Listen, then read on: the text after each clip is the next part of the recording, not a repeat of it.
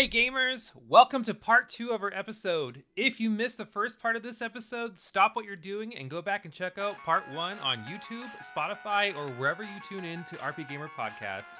Without further ado, let's get started with part 2.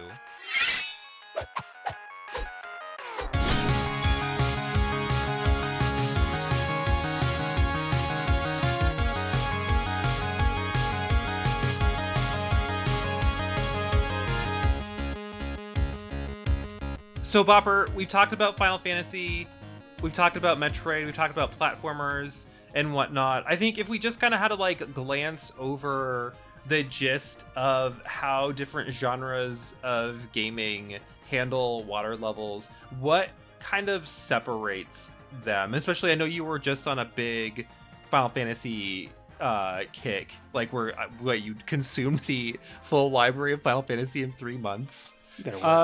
Over the course of it was 7 months. Over 7 months. Oh, 7. Okay. Never mind. It was June to December 2023. I beat all of the mainline games except for 11 and 14. Right. Yeah. Because those are obviously different. But so from racing games to platformers to RPGs, how are you kind of noticing the different ways that the water level or water worlds would be handled? So to me, when I look at Final Fantasy, especially 1 through 5, 7, 8 doesn't, or 6 doesn't really do a whole lot with the water. No, it's 8, one tiny segment where you do. 8, any Final Fantasy where you get a boat. One of the things that I love about the way they handle water levels is that water is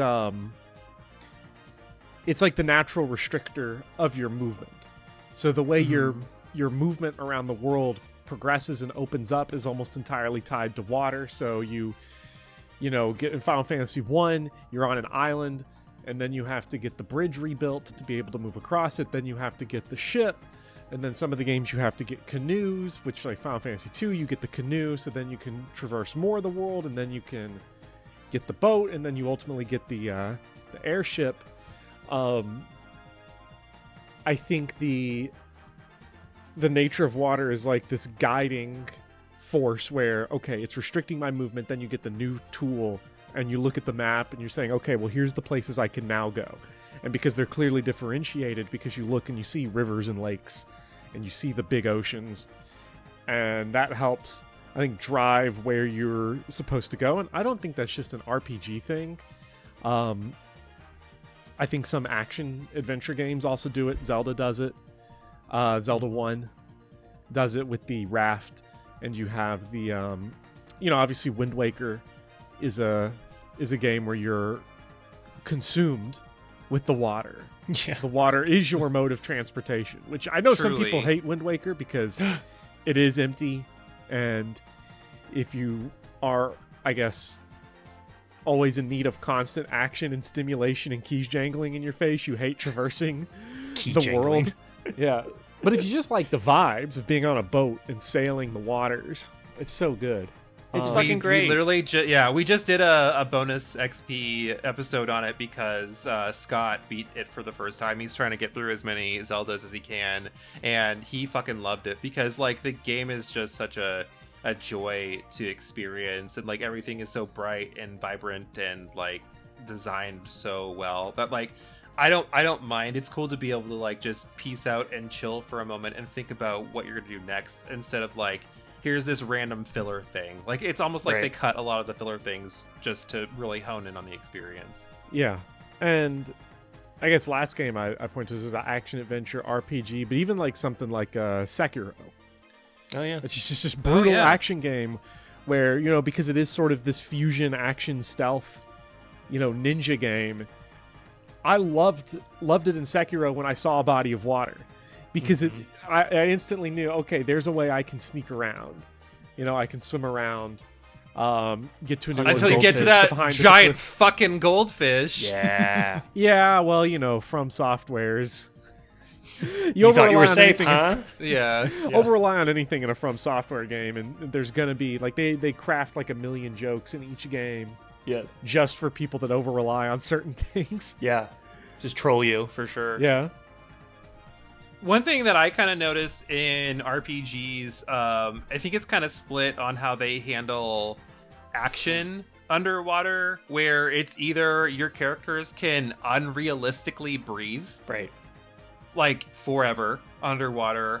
Some of the earlier Final Fantasies are kind of guilty of that, and a lot of other turn-based RPGs. But on the flip side, there are some like Final Fantasy VII and Final Fantasy V, where now all of a sudden you have a time limit underwater. Like when you're fighting Emerald Weapon, you have 20 minutes to do so, unless you My palms just got sweaty. Right, unless you have the underwater materia. So it's interesting thinking on an RPG perspective, agreeing with like the boundaries that water is set, but like in some ways water is a factor, but then like in other ways it's not. I think one thing I liked in terms of an RPG, specifically Final Fantasy, was Final Fantasy X and how water was handled, because Blitzball, I love Blitzball. You can hate it if you want, whatever, it's fine. But so tedious. It's just so tedious. I played sports in high school, so I think maybe that like it scratches that sports itch. But the boss battles, like in the underwater scenes in Final Fantasy X, I found interesting because you only had certain party members that knew how to swim. You had like Riku, Waka, and Titus, and those were anytime you had anything underwater, those were the only three that could go there. And I kind of like that because it kind of played into not everybody would do this, you know. So even though it's unlimited breathing or whatever, at the very least, like there's something thematic going in here about who can perform underwater, and I thought that was cool. Yeah. I love the Final Fantasy X water. I think Blitzball, Yeah. as an underwater side quest minigame, I think Blitzball just gets a bad rap strictly because the first time you have to play the one time the game makes you play Blitzball sucks. Yeah, to a new player. You're pretty much guaranteed to lose. Like, you can win, but you're set to lose. The problem is that I lost 1-0 in double overtime, so it was a slog as well. Like, if I got my ass beat 8-0, it'd be like, okay, I'm just not good. Yeah, it doesn't incentivize you to like play shot. again. Yeah. Definitely doesn't incentivize you to like play it again, especially if you're like, oh hey, this is really hard. Want to play it again? It's like, probably not. No. But I like the concept of Blitzball. I think that was really cool. I think, like not having to deal with oxygen is really nice too. And I think Final Fantasy X is a good case to be made for water, or expanding our scope of when we think about water in games. Because when I talk to people, so many people just go like, "Oh, Water Temple, oh Mario, platformer, Mario 64." I think as someone who's lived their whole life pretty much entirely in landlocked areas, I've always had a fascination with the water and my opportunities to be on it or be around it. The sound of water, the sound of waves, the sound of rivers. I love the sound and the aesthetic of natural water. Mm-hmm. And so when you have a game like Final Fantasy X that really is water themed, Titus comes out of the water and he returns to the water. His sword is that water. It's literally water. Yeah, it's the water blade or whatever they call it. I don't remember. I really enjoy that. Same for even a platformer like Mario Sunshine, which I'm surprised hasn't come up. Yeah. Very water-based. My personal favorite RPG with water as a central theme would be Chrono Cross. I love. Oh yeah, that's a big theme there. I love everything about Chrono Cross's use of water. I love the environments. I love sailing in that game. I love just being in portside towns. Like that game nails water. It's the narrative point too. Like, is literally the diverging narrative point. So absolutely. First of all, work on your description. Like, that was great for just like the importance of going and touching sun and touching water. I know one of my favorite places to go. I'm the exact same way. I love every year we have to go to Lake Michigan. I grew up off of the Great Lakes in Canada. I need to be near water at some point, and there's just something super like calming and soothing about just being off of it. So yeah, they call it They call it blue minding when you're by that water. What it is? Yeah, it's a phenomenon because your like heart rate slows and your breathing deepens and all that stuff. Yeah, it's an actual thing.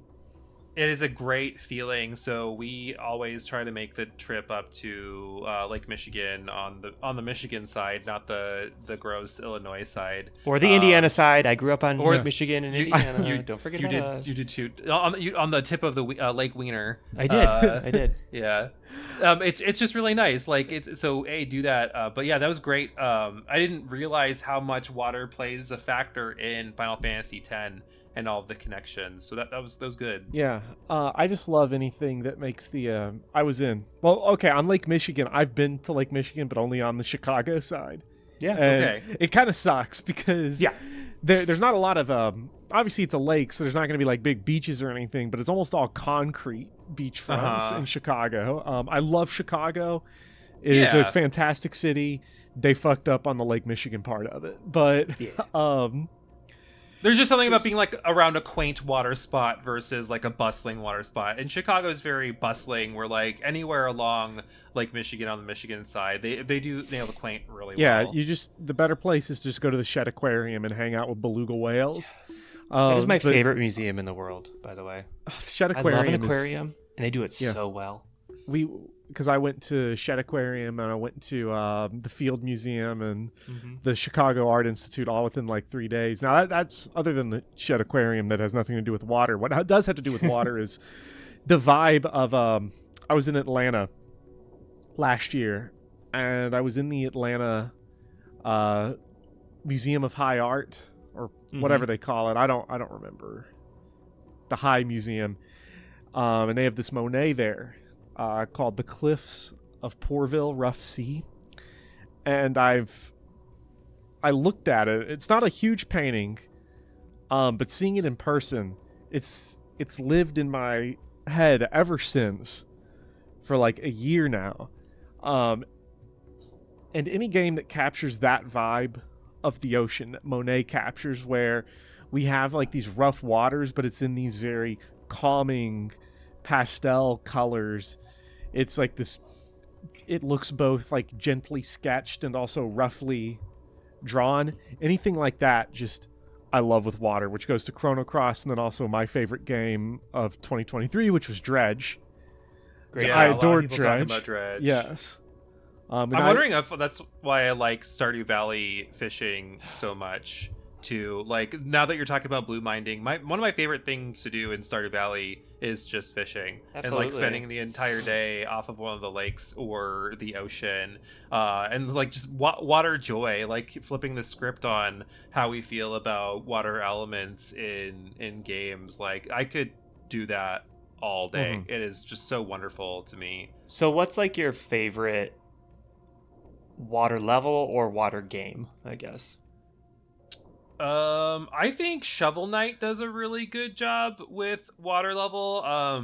I think Mega Man-ish games in general do water okay. Like, yes, there are instant deaths abound, but I think that because it's really just your jump is higher, and that's more what you need to focus on, really doesn't make it as bad to process. And like Shovel Knight is just one of the most dialed in platforming experiences in general. I think they give you enough tools to make it through. So I think that's kind of what the difference is for that for me. I know I feel like I wouldn't normally say a platformer, but I'm going with that here. How about you guys? I don't know if this is my favorite, but I've mentioned it. I guess this is more of a general category because I forgot it with genres, but I want to mention it now because I love it every time it shows up. Is shallow, waist-deep water sections in horror games. Thinking like Resident Evil.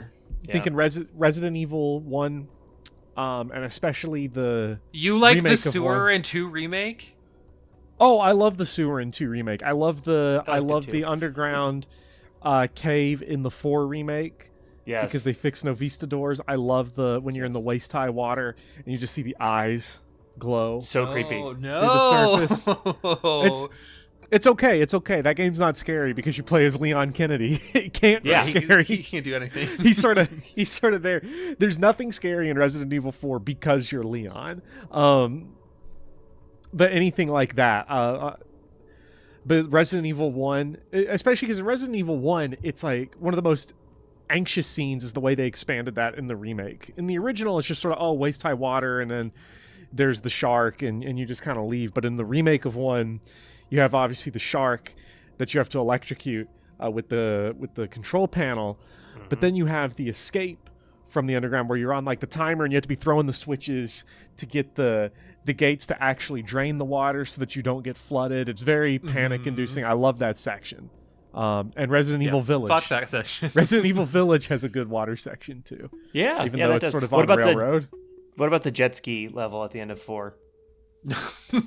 So I mean that's just Resident Evil 4 was such a vibe. It was I can't believe they did what they did with that game.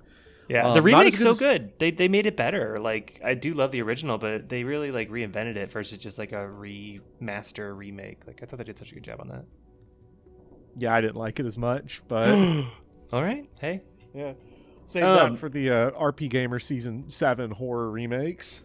Yeah, there we go. Yeah, but by then we'll have every remake will have its next remake coming out. Yeah. Silent Hill, the remake. I think I want to end this conversation of water levels on or worlds or games or whatever on the worst of the worst, because there are some fucked up water levels. So like, let's kind of ping pong back and forth. What is a water level that you think like, okay, yeah, this definitely fits the water levels are shit?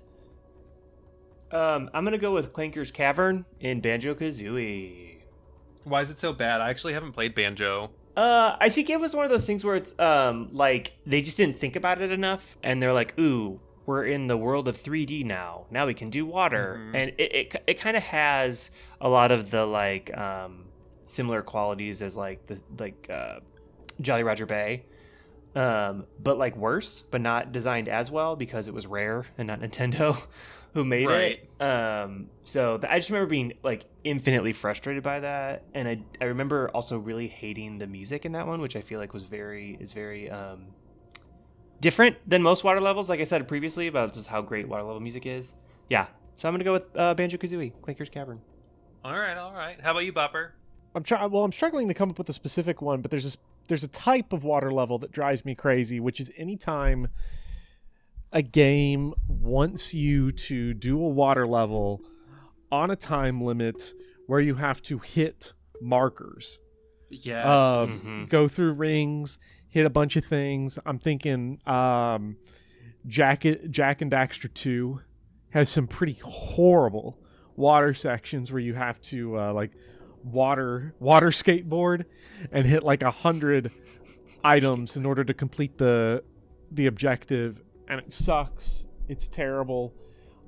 Even in a game I really like, Mario Galaxy has a lot of really good water levels. Whenever you have to go through rings, I can't. I don't like Galaxy it. is perfection. I honestly think. Yeah. But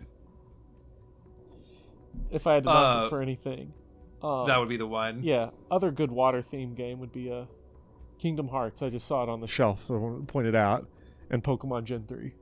Anyways. You said good or bad? Good. You think Kingdom Hearts has good water? The musical in Kingdom Hearts 2 is good to you? I never played Kingdom Hearts 2. I've played the first hour of Kingdom Hearts 1. That's it. So that's my entire frame of reference is on that island. So in Kingdom Hearts 2, you no longer, when you're in under the sea, are battling. It is a full-on like rhythm button musical. Mm-hmm. It's just all I think it's Garbo. If you stand that, that's fine. Anyone who's listening, but like, man, I just drag her in the comments. Yeah, I could not. And Jace, if you're listening, fuck you. But I'm surprised no one said Echo. I mean, that is a game I've never played. I've only seen. It's so but bad. I will never play it. Yeah.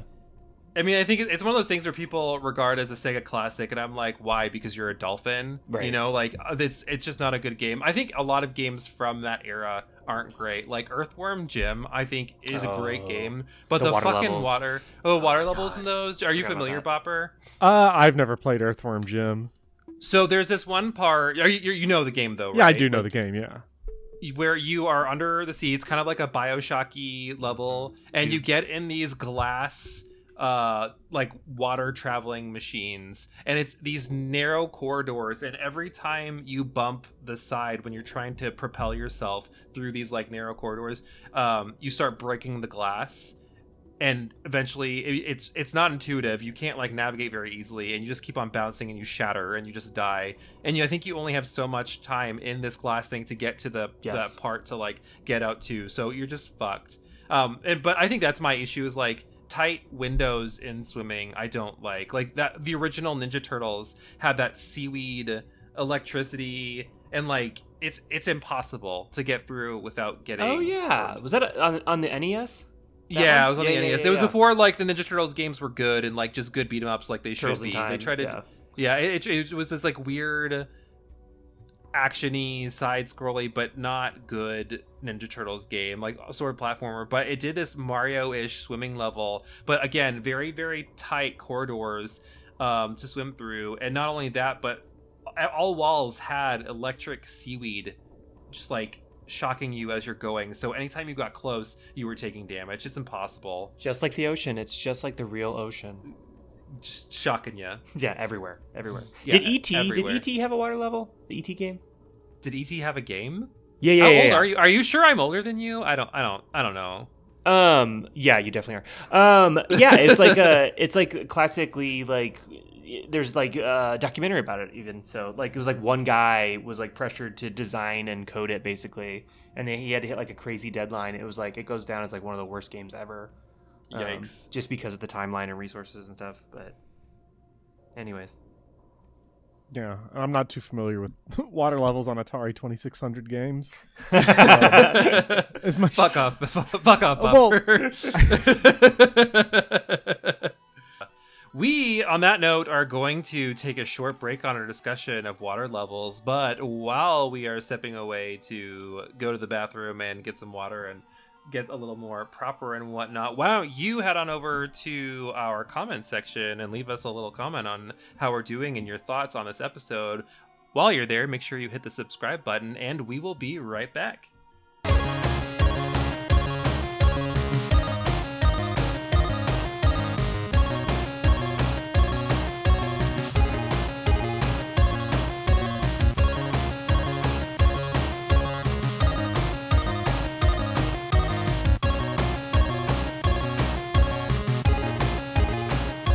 And we're back for a middle segment, and today we are going to talk about the games that we are currently playing and having fun with, and hopefully not just grinding out videos with. So Bopper, what are you currently playing now post Final Fantasy? What's going on? Well, you worded the question kind of poorly, because the game I'm playing right now post Final Fantasy is Final Fantasy VII Remake. Oh no! But also comes out soon. Yeah, because the new one's coming out on February 29th. So I wanna be able to play a Final Fantasy game when it's new that I'm like a fan of going in. Because I guess obviously I played 16 when it was new, but I wasn't like Final Fantasy, maniac going into it. I was just like, I hope this game's good going in. So are you liking it? I've been playing 7 Remake. I've been on and off with it, hot and cold. There's a lot of things in it I really, really love, and there are some things in it that I don't like very much. Briefly, what are you vibing with, and what aren't you vibing with? I love the aesthetic design of the game. I love the architecture. I love the design of the world. I love the way everything looks. Just graphically, it's a really good game. Aesthetically, it's a really good game. I don't like the way they've rewritten Tifa and Aerith. Okay. Because so you don't like confident, strong women? Is that what you're saying? I don't Drag her. I do not like confident, strong women that are rewritten to be Cloud's girlfriend, because Cloud is me, and now they're my girlfriends. Because I like if the first disc of Final Fantasy 7 / like this part of the game is very shipping. Like it's very focused on the shipping of Cloud with someone else. So I feel you there. Yeah, like Tifa not being able to jump out of the moving train unless Cloud grabs her and safely jumps out with her. Just little details like that I'm not a huge fan of. Like Tifa's when she meets Aerith for the first time, she's like, you know, who is she? Where'd she come from? And she's like, well, is that the extent of your all's relationship? I'm just like, barf. What did they do to the game I love? But, you know, Barrett's awesome. And Barrett is daddy. Yeah. I'm curious to see what other attachments he has for that handgun is all I'm gonna say. Dildo? Are you talking about a dildo? Yes, Zachary. Yeah, I'm ready for Red 13 and Vincent. Those are like my absolute favorite characters. Vincent's he's not playable in the next one. What? Yeah, he's not. Red 13 is, but Vincent's not playable. They've already said it. Jail. Huh. Yep. Square Enix Vincent, jail. That's actually crazy. Because they make such a point of showing him off in the trailer. But Yes, I guess they don't show him in gameplay. But yeah, love Barrett and love. Now I like Barrett. Barrett's probably my favorite character in all of Final Fantasy, and I think they did a really good job with him in the remake. Absolutely. And then because I've absorbed so much time, I don't want to spend any time really talking about this, but I'm always playing a console game and a handheld game. It keeps me sane. Been playing Mother 3 for the first time in like a decade. Nice. Because I've been replaying the Mother series. So would you recommend that Zach play that? Because he has not played it yet, but he's a huge Earthbound fan. Love it. I would recommend it. I love it. I think it's great. I feel like I'm a little I'm on a downswing with Mother 3 right now because I've been playing it simultaneously with 1 and 2, and I love Mother 1 and Earthbound and what they do so much. And Mother 3 not loving as much. But it is still very good. Yeah, I gotta get to that one. Still A tier, but not the S tier of Mother 1 and Mother 2. Mother 3's like striding that A-B tier, kind of, you know, go here, go there. I don't know. I'd feel good with either, whereas Mother 1 and Earthbound, I think, are both like two of the best RPGs of their eras. Oh. Zachary, what are you playing right now? What am I not playing? I feel like I have started so many games and just been like, I'll come back to that. So, I guess Gate 3. Yes, that is one I want to get back into. I'm trying to be very patient with Baldur's Gate 3 and just like not burn myself out because it's definitely not a game I would have picked up normally. But because of all the hype, because of the streamers I was watching that was playing it, like, you know, I got into it and I'm really enjoying it. But it's definitely one of those games that you play over time. You don't want what happened to me to happen to you, is what you're saying. Did you fuck that mind flare? Is that what you did? I fucked everything. You fucked that tentacle bitch.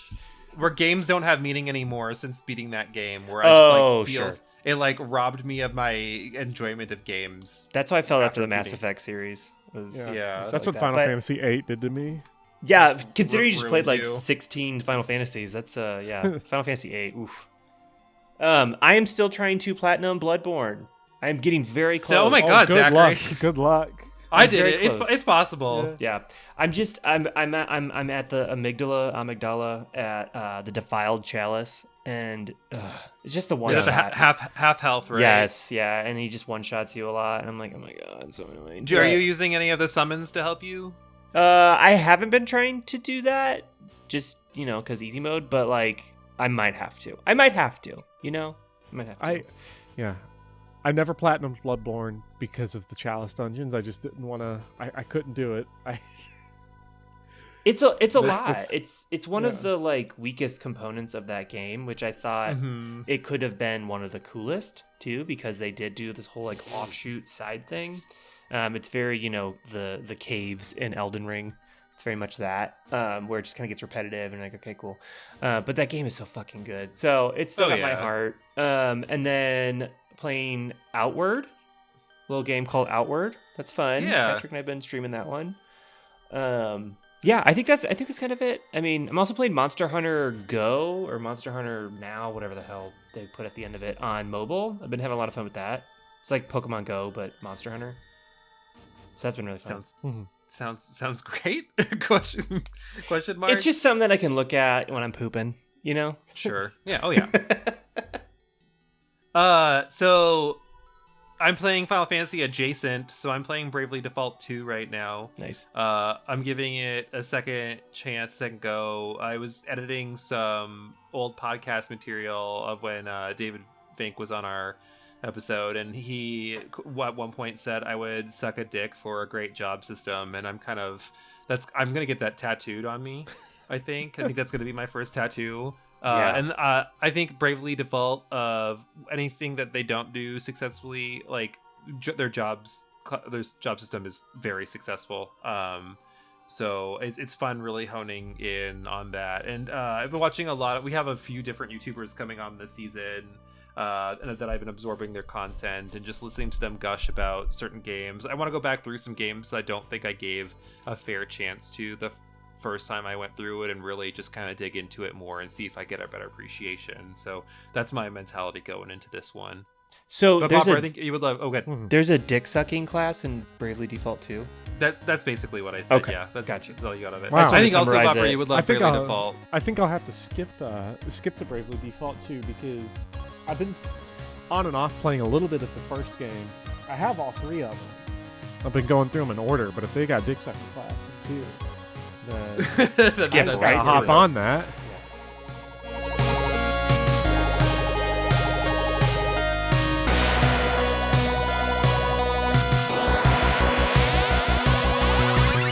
And we're back for part 2 of our episode, and as usual, this is where we would kind of cut ties with the beginning conversation and do something a little bit more creative and fun. So we are back to a Would You Rather, which I think, Bopper, every time you've been here, we've probably done a Would You Rather. I apologize for that. Well, next time you're on, we'll try and switch it up and make it something a little bit more No, these are fun. These are fun. Yeah.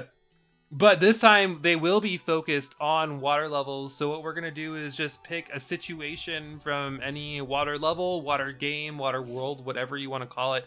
And we will compare it to another situation in gaming or in real life and just see what you would rather do. So Let's do it. I kind of went through and phrased mine as which is worse because I think that worked a little bit better for me. So this one for you two, my question is, which is worse? Beating Final Fantasy VII's Emerald Weapon in the 20-minute timer, or actually holding your breath underwater for 2 whole minutes? Emerald Weapon. Oh, holding your breath. Holding your breath. Okay, please tell me why, because I'm curious. Bopper, you go first. I don't know. Just put 8 counter materias on Barrett and have him use a limit break. That you've done in 45 seconds.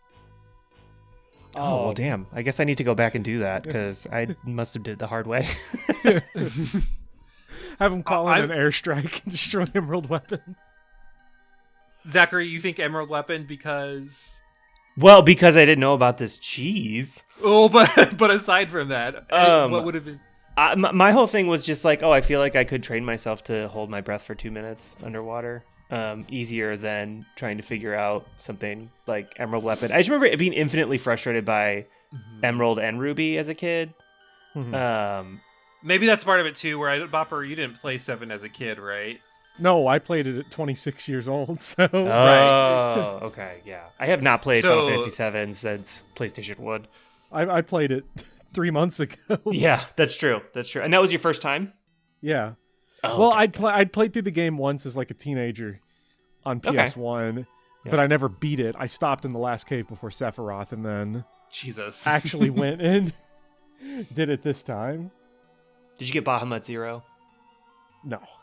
Yeah. I didn't do most of the side stuff. Yeah. Yeah, okay, well, maybe I'm going to agree with you, Bopper. Maybe I'm going to say Emerald Weapon because apparently there's a very easy way to do it, and it doesn't risk your life in real life. Why would you want to train yourself to have a real life skill when you could have an achievement on PlayStation?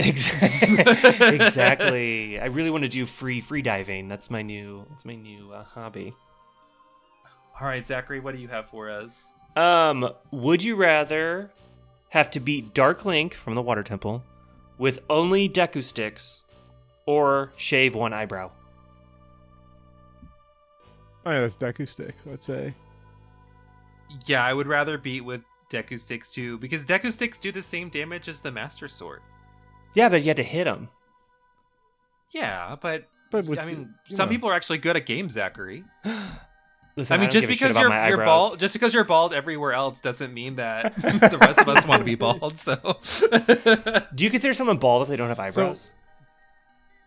A part of them would be bald. Yeah. Interesting. Hairless, bald. Well, yeah. Go ahead. Maybe this is one where I got to replay Ocarina of Time because I haven't played it in 8-9 years. So maybe I'm remembering Dark Link as a more Mickey Mouse boss than he actually is. So are you thinking it's Shadow Sora instead of? Yeah. So I'm thinking it's easy, but like I could be so wrong and just embarrass myself trying to do it. So who knows? I feel like people have done it, but I don't know. I feel that just because of all the input reading that Dark Link does, I'm just like, oh my god, that sounds terrible. I'd rather just like zip up. There goes one eyebrow. Great. I don't know. Instant gratification. Definitely team beating Dark Link. If you can hold enough. All right, here. Well, then, since that first question sucked, let me get you another one. What's a better song? The water level theme in Donkey Kong Country or Work Bitch by Britney Spears? Oh. Are you going to be able to answer those, Bopper? do you know either of those? Yes, because I've played Donkey Kong Country and like. But do you know our Lord and Savior Britney Spears? I do know Britney Spears. And I know of Mrs. Spears. I mean, Britney Spears is not some obscure artist, so I'm kind of like, I don't know how to answer that question. That's an impossible one. I can't get rid of Work Bitch. I wouldn't be able to get through half of my workouts at the gym if I didn't have that song. So wait. So is the question one of them has to be gotten rid of, or just which one would you rather listen to in general? Let's do one of them has to be erased from delete the annals of history. Yeah. I could. The world has been rough on Britney. I couldn't do that to her because that was her resurgence. So yeah, the water level in Donkey Kong Country can go, as much as that sucks to do. But that game's got so much good music, you almost wouldn't even miss it. Right. That's a good point. The pirate ship song in the second Donkey Kong is like constantly rent free in my mind. So. Okay, I have a question for you guys, which I hope you can answer this one, Bopper, just because I don't know if you've played it, but which is worse, having to navigate the Teenage Mutant Ninja Turtles water level with the electric seaweed, or fighting a Resident Evil boss with only a knife? Turtles for sure. I feel like you can wait out the knife stuff a little bit easier and like be more tactical. So I never played Ninja Turtles. I'm only familiar with it from Angry Video Game Nerd. But you've seen it. I've seen it. Right? I've seen it. Okay. I've seen it many times. I've seen it. I've seen it. There's a reason I've not played it because I've seen it, and I would clearly much rather do knife only Resident Evil because I have done knife only Resident Evil for several of the games. So, just by my own life experience, we're going knife only boss. Yeah, can you stream that for me? Because I want to see that. I would like to see you do a knife-only run on Resident Evil game. I've done knife-only for Resident Evil 1, Resident Evil 1 Remake, and Resident Evil 4. So I don't know how you guys... Like, the only game I think I could knife-only is Code Veronica. I mean, obviously, I'm not counting the final boss, because you need a ranged weapon for that. But, like... The knife hits 3 times on a downswing in that game. It's broken, but like the knife in the other games, really? Like, I don't know if I could do that. Resident Evil 4's knife is really, really broken because you just have to know. You just have to know where the hitboxes are on the enemies. Oh, like knife the face and kick. Yeah, knife the face, knife the knees. It just instantly does all the work. The bosses are tough, but that's it. Also, I've knife only Village.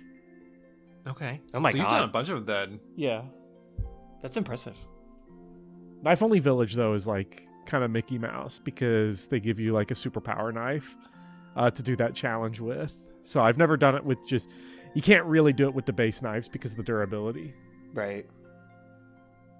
All right, I have another question for you guys.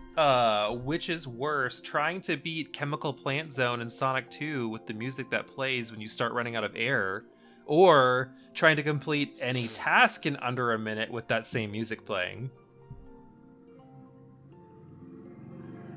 You know what I'm talking about when you start to drown, yeah, right? yeah. I'm gonna go Sonic, just because I'm not a huge Sonic fan, and that sounds terrible. I feel like I could. It's worse. Yeah, I feel like I could make my bed in a minute with that music playing, or like. You don't think that would cause you to freak out and stress out? No, no.